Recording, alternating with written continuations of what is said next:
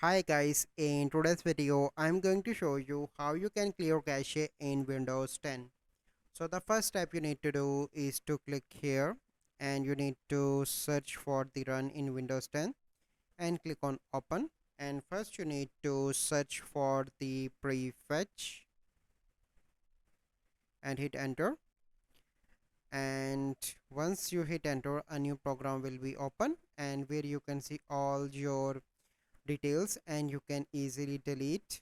And once you done that you need to click here, click on run again, and after that you need to search for the temp and hit ok, and the temp will be open, and after that you need to clear the temp, and in the third process you need to click on run and you need to search for the clean mgr, or you can click here browse, or you can click here ok, and from here you need to select your drive. So let's suppose I want to do to clear cache in D and click on ok, and then it will start. So this is a process that you need to follow to clear cache.